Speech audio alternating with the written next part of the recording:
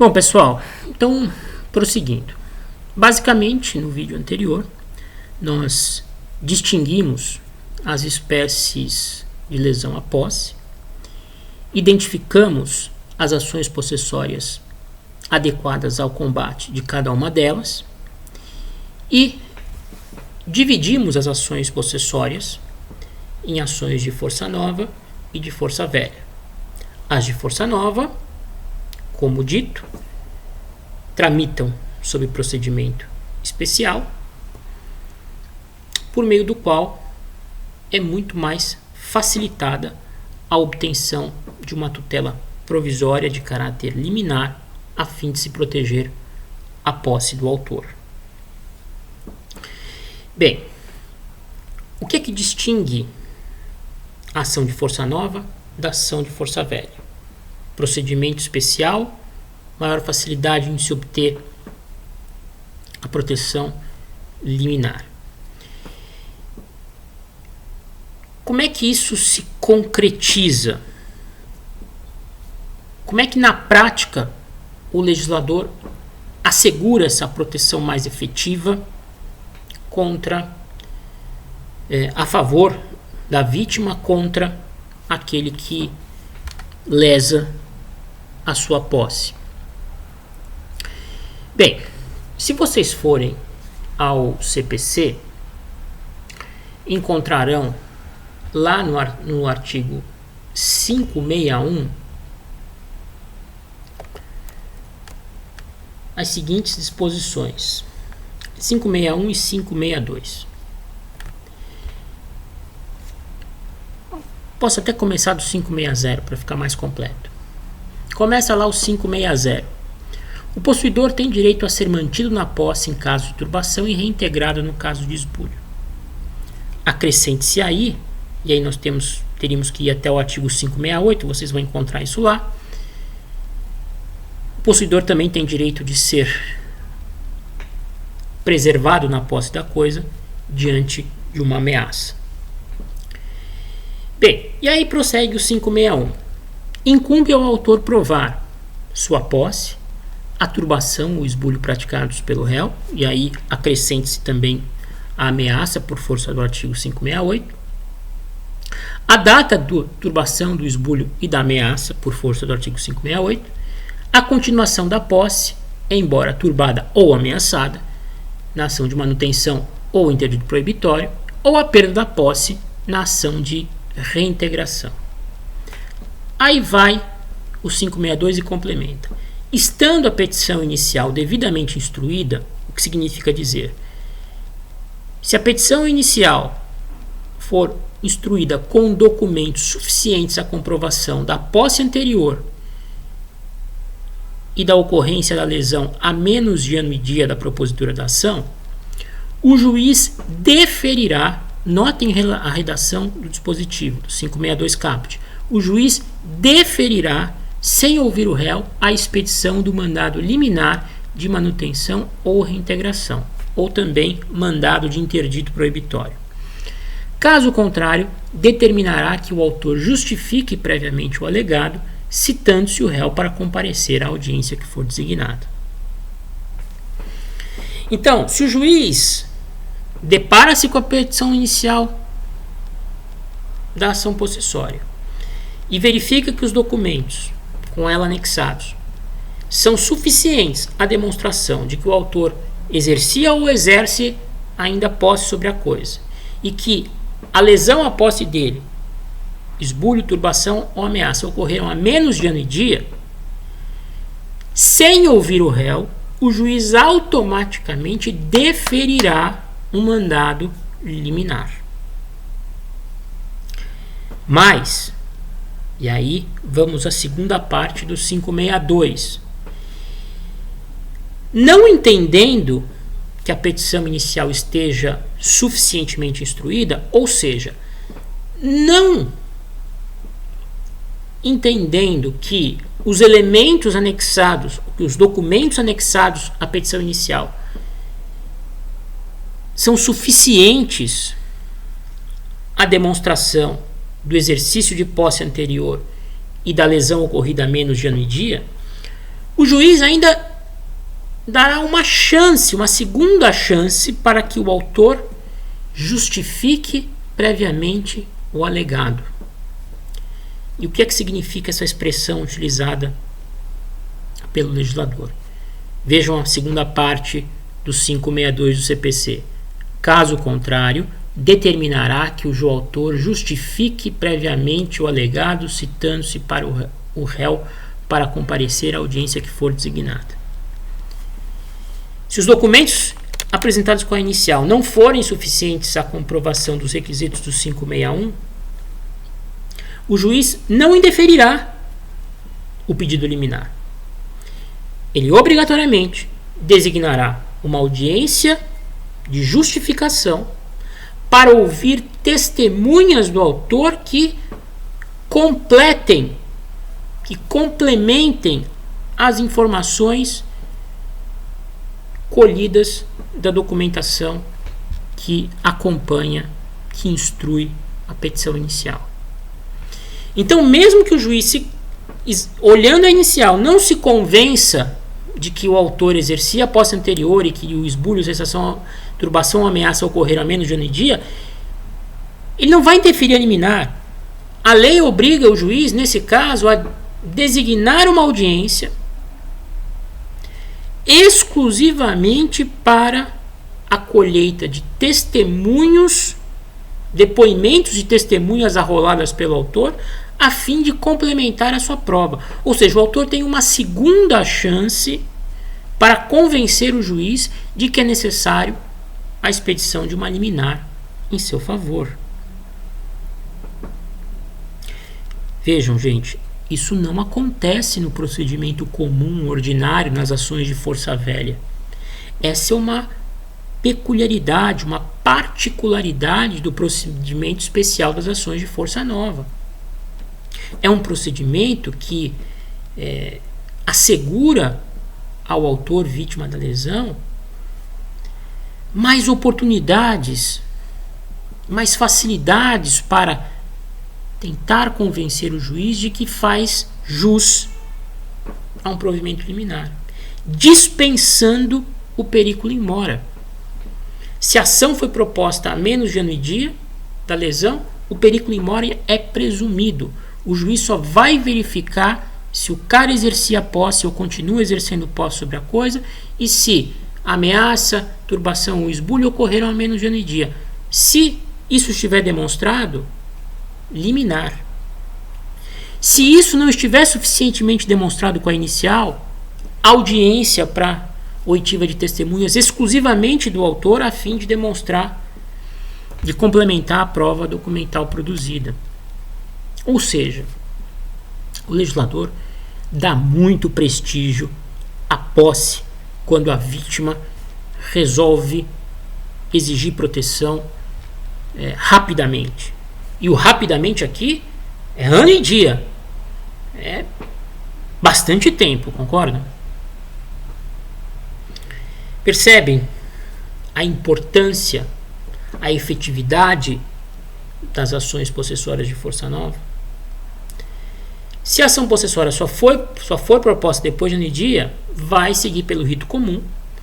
Evidentemente, o autor não vai conseguir uma liminar, porque não vai conseguir demonstrar periculum in mora, já que demorou mais de ano e dia para reagir à lesão a um interesse seu, e, consequentemente, o réu estará exercendo uma posse velha, de mais de ano e dia, e não poderá ser desapossado liminarmente, apenas o trânsito em julgado da sentença. Percebem? Nos anos anteriores, quando eu lecionava essa matéria para as minhas turmas de quarto ano, eu costumava utilizar 3 a 4 aulas e esmiuçava todo o procedimento do ponto de vista processual também.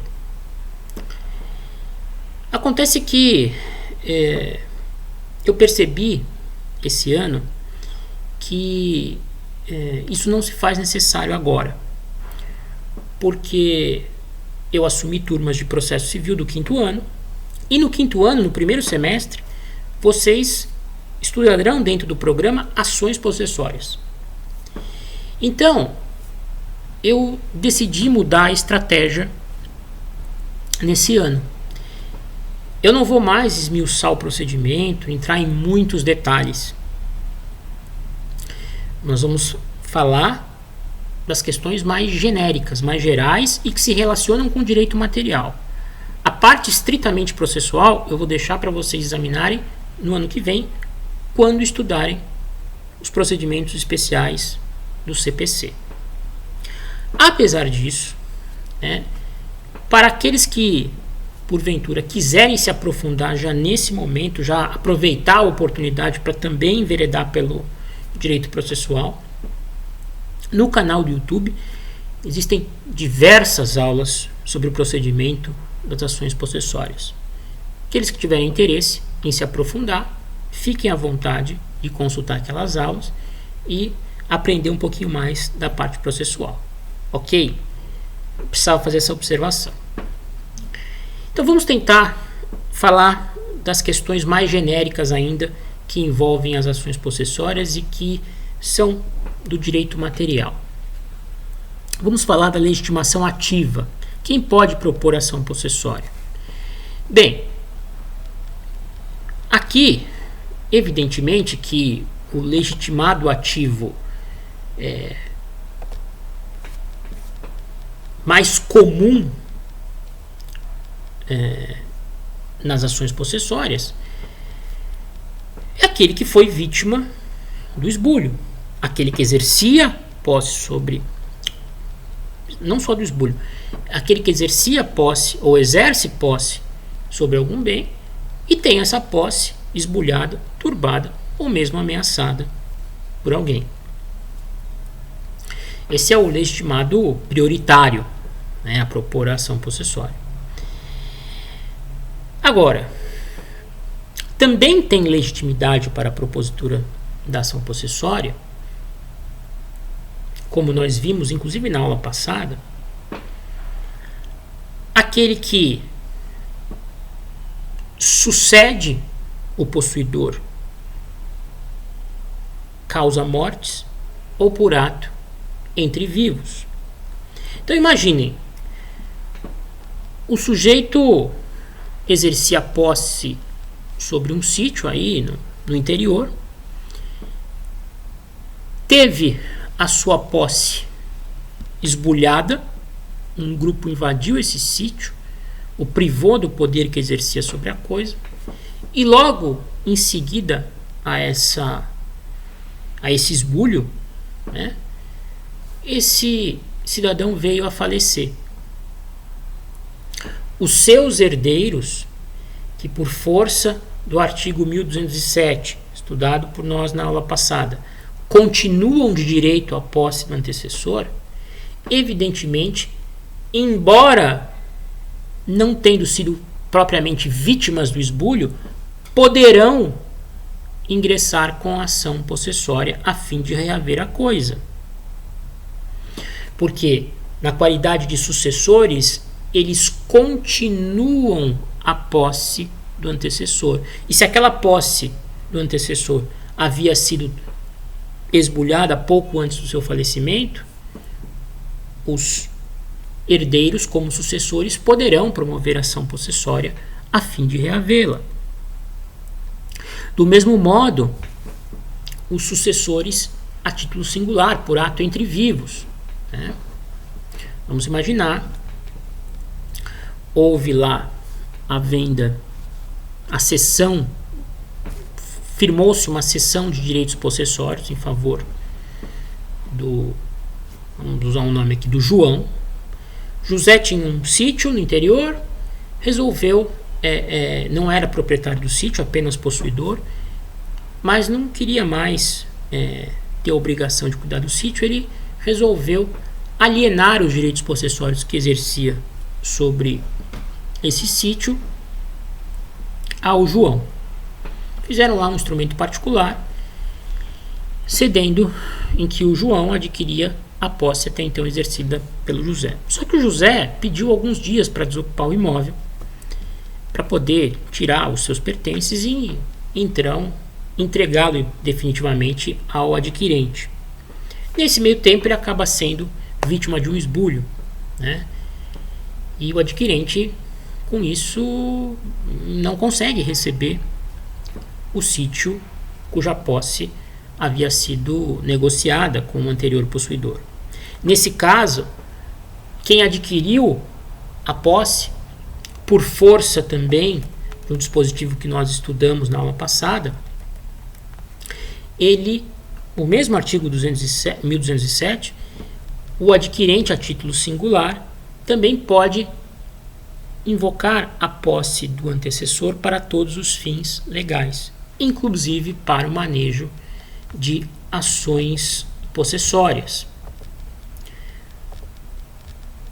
Artigo 1207. O sucessor universal continua de direito à posse do seu antecessor, e ao sucessor singular é facultado unir a sua posse à do antecessor para os efeitos legais. Então, aquele que adquiriu direitos possessórios sobre um bem, mas não recebeu a coisa em função do alienante ter sido vítima de um esbulho, ele vai ter legitimação para ingressar com uma ação possessória a fim de reaver a coisa do autor do ilícito. Também é importante dizer, quando há aquele desdobramento da relação possessória e o surgimento das posses direta e indireta, ambos possuidores, o possuidor direto e o possuidor indireto, têm ações possessórias contra terceiros que porventura venham a molestar ou mesmo esbulhar a coisa. Então, se porventura eu estou ocupando um imóvel obtido através de um contrato de locação, eu sou locatário de um bem que me foi cedido pelo proprietário possuidor indireto. E, como locatário, eu venho a ser vítima de um esbulho praticado por um terceiro,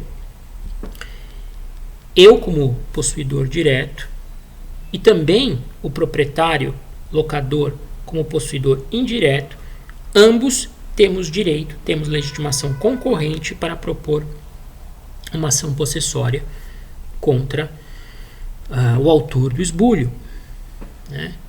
Também, entre si, os possuidores direto e indireto têm ação possessória para a proteção das suas respectivas posições. Então, se, por exemplo, em virtude da falta de pagamento de aluguéis, o locador, possuidor indireto, resolve tomar à força o imóvel do locatário, o locatário terá ação possessória contra esse ato causador de esbulho praticado pelo locador, possuidor indireto, né? Se há falta de aluguéis, o contrato pode ser resolvido, mas isso se tem que dar por meio de uma ação de despejo. Se o locador resolve autoproteger-se com o emprego da força, no caso da relação locatícia, isso é vedado por lei. E a vítima desse ato terá como reaver a sua posse direta, né, que encontra lastro no contrato, através do manejo de uma ação de reintegração de posse contra o locador esbulhador. Então, notem, como regra, quem tem legitimidade é quem sofreu esbulho, turbação ou ameaça. Mas, eventualmente, pessoas que não necessariamente sofreram o esbulho, turbação ou ameaça poderão ter legitimação ativa, se forem herdeiros do falecido, sucessores a título singular e, no caso do possuidor indireto, contra terceiros. Agora, uma coisa é importante: quem nunca exerceu posse ou quem nunca a adquiriu por meio de contrato, a tal posse civil ou jurídica, essa pessoa não poderá invocar proteção possessória. Ok? Que fique claro isso. Então, naquela hipótese que nós comentamos aí algumas aulas atrás, O sujeito se interessou pela compra de um imóvel, de um apartamento, negociou com o vendedor, compra e venda, foram ao cartório de notas, celebraram a escritura pública e na escritura ficou constando que o vendedor alienante teria 20 dias para desocupar a coisa.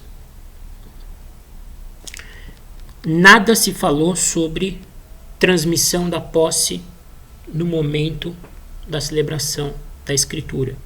Não se inseriu nenhuma cláusula prevendo a transmissão imediata da posse civil ou jurídica por intermédio da escritura. Aí o que acontece? Passa lá os 20 dias que o sujeito tinha para desocupar o imóvel, o comprador vai procurá-lo a fim de receber as chaves, ele se nega a devolver. Nesse caso, não há ação possessória a ser manejada pelo comprador, porque o que ele adquiriu foi a propriedade e no título translativo nada se mencionou sobre a posse.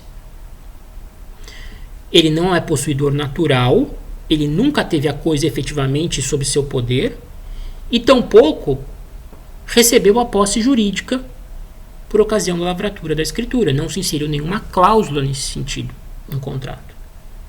Então, ele não vai dispor de ação possessória contra esse alienante que resolve se recusar a devolver a coisa. Ele vai ter que promover uma ação com base no direito de propriedade, uma ação petitória, uma ação reivindicatória, com base no ius possidendi. Ele não vai poder utilizar da via possessória, o que seria extremamente vantajoso, porque, como nós acabamos de ver, se a ação é de força nova, há uma facilidade maior para se conseguir obter uma liminar. Ok? Espero que tenha ficado claro. Legitimação passiva. Quem pode figurar como réu na ação possessória? Bom, inicialmente, o autor da ameaça, da turbação ou do esbulho, né? Esse é o legitimado passivo preferencial, né? O habitual, aquele que praticou o esbulho, ameaça ou a turbação, será quem deve figurar no polo passivo da ação possessória. Agora, algumas observações também muito importantes. Eventualmente, aquele que não praticou o esbulho, turbação ou ameaça poderá figurar como réu da ação possessória. O terceiro que houver recebido a coisa esbulhada sabendo dessa condição, ou seja, o terceiro de má fé que recebe a coisa obtida a partir de esbulho, poderá figurar como réu na ação possessória, mesmo não tendo sido o autor do esbulho. Então, eu adquiro um imóvel de alguém que eu sei que o obteve a partir do emprego de violência contra o proprietário possuidor anterior. Eu sei do vício que impede a minha aquisição. Eu estou de má fé, né? O terceiro de má fé pode figurar como réu de uma ação possessória. É o que diz o artigo 1212, né? O possuidor pode intentar a ação de esbulho, e aqui quando se fala em ação de esbulho é ação de reintegração de posse, ou a de indenização contra o terceiro que recebeu a coisa esbulhada sabendo que o era, ou seja, o terceiro de má fé. Desse artigo, nós também podemos tirar uma outra conclusão. Contra o terceiro de boa fé, não cabe ação possessória.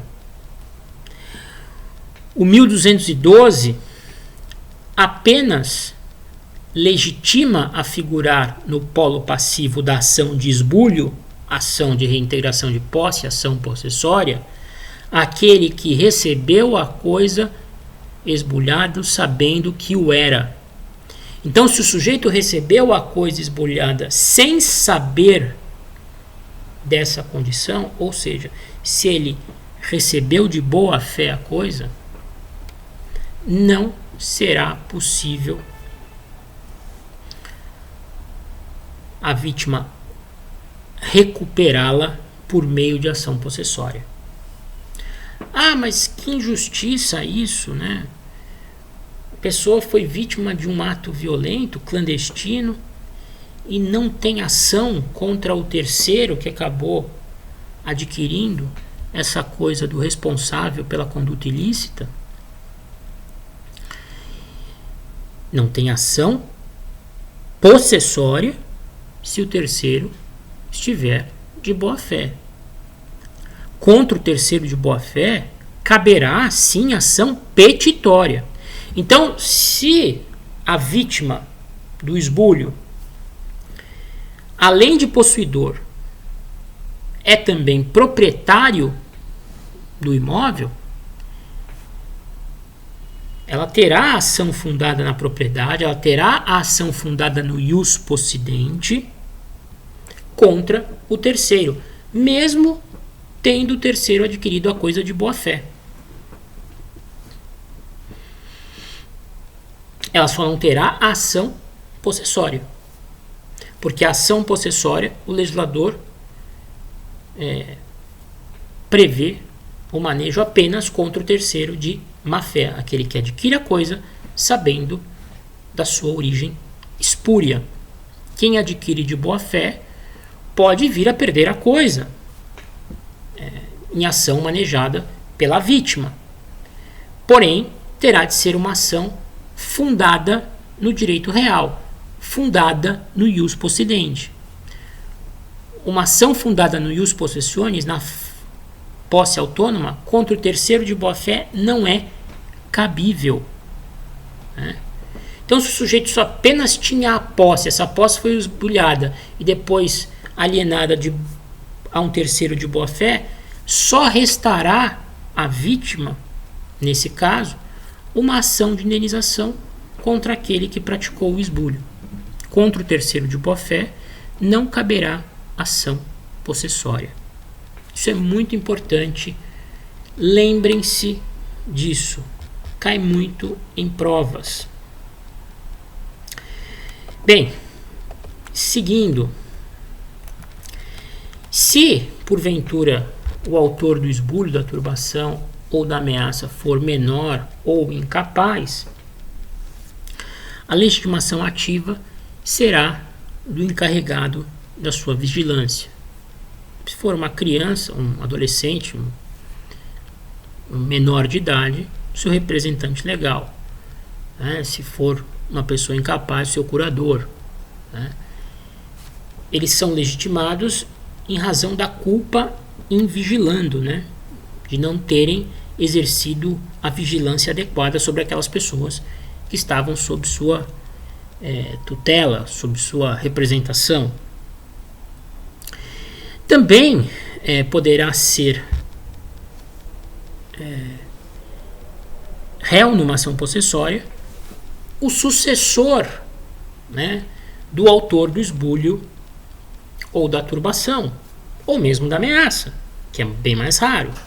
Então, se porventura o sujeito que foi responsável pela invasão do imóvel vem a falecer e deixa lá os filhos no local, esses filhos, herdeiros, poderão figurar no polo passivo da ação possessória. Aquele que adquiriu a coisa e depois faleceu, também os herdeiros de má fé, né? Os herdeiros poderão figurar no polo passivo da ação possessória, já que eles continuam de direito à posse do antecessor. E por fim, que é a questão que eu gostaria de abordar antes da gente encerrar esse tema. Pessoa jurídica de direito público, União, Estados, Distrito Federal, municípios, autarquias e fundações podem figurar como réus em ação possessórias.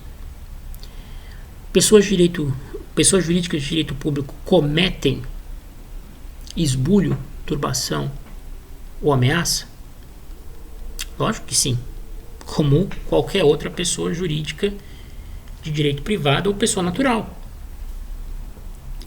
Agora, em relação a lesões à posse praticadas pelo poder público, por pessoas jurídicas de direito público, existe um detalhe muito importante.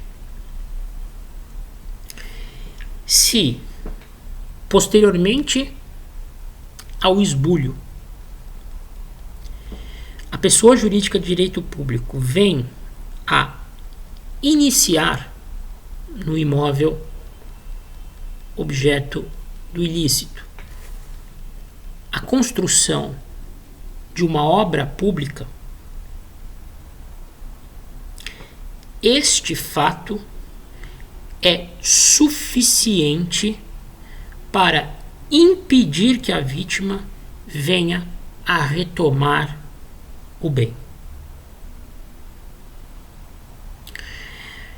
Se a pessoa jurídica de direito público, depois de ter praticado o esbulho, inicia uma obra pública no bem objeto do ilícito, o particular vítima não mais terá proteção possessória contra essa pessoa jurídica de direito público.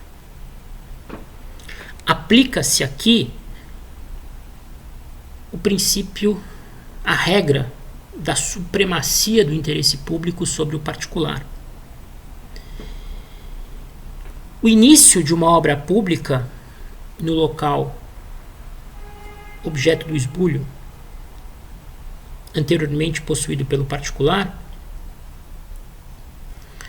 faz com que o particular vítima tenha que se contentar com uma mera indenização. Porque a partir do momento em que se inicia uma obra pública, existe o interesse da sociedade em que aquela obra termine e que os recursos públicos empregados na sua execução não sejam desperdiçados. Então, se o particular demorou a requerer proteção possessória a ponto do poder público haver iniciado uma obra no local, essa proteção possessória não será mais possível. O interesse do particular em reaver a coisa cuja posse exercia anteriormente cede ao interesse público de se ver aquela obra concluída, do dinheiro do erário não desperdiçado. É o que a jurisprudência chama de princípio da intangibilidade da obra pública. Né? Se o poder público se apossa ilicitamente de um bem particular e inicia a execução de uma obra pública, a proteção possessória não é mais assegurada ao particular. Opera-se o que se denomina comumente de desapropriação indireta. Né? Vocês sabem, quando o poder público deseja incorporar um bem particular ao patrimônio público, deve promover uma desapropriação. Deve decretar aquele bem como de utilidade pública, de interesse social, pagar uma justa e prévia indenização ao particular para incorporá-lo ao seu patrimônio. A desapropriação, vocês já estudaram, ela pode se dar de maneira extrajudicial ou judicial. Extrajudicial quando há acordo entre o poder público e o particular. O particular aceita a oferta de indenização prévia oferecida pelo poder público. Muito incomum. O mais comum, desapropriação judicial. o particular não aceita a oferta, seja porque ela é inferior ao que o bem vale, seja porque ele não quer se desfazer do bem. Esse é o caminho certo para que o poder público incorpore um bem particular a seu patrimônio. Errado é apossar-se legitimamente primeiro para, em seguida, iniciar uma obra pública e apoderar-se do bem pelo fato consumado.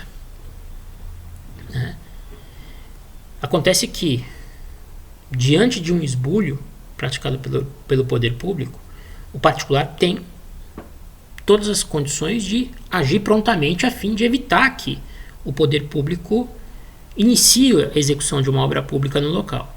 Se o particular demora e recursos públicos são destinados e alocados àquela área, não haverá mais o que o particular fazer. Restará ao particular a propositura de uma ação de indenização contra o poder público, a fim de, evidentemente, reaver os prejuízos que sofreu com a invasão levada a efeito pela pessoa jurídica de direito público. Essa ação de indenização, que também é conhecida como desapropriação indireta, vai culminar com a prolação de uma sentença em onde vai ser fixada a indenização. Uma vez paga a indenização pelo Estado aqui em sentido amplo, o patrimônio o bem passa para o patrimônio do Estado e o particular fica indenizado pela perda que sofreu. Tá? Mas o que nos importa aqui nesse momento? Cabe ação possessória contra a pessoa jurídica de direito público? Sim, evidente que sim. Agora, se verificar que no imóvel objeto do apossamento o poder público deu início à obra pública, a proteção possessória não será mais possível. Só restará ao particular o recebimento de uma indenização por meio do ajuizamento de uma ação de desapropriação indireta. Tá certo? Pessoal, terminamos por aqui hoje, hein? Um abraço.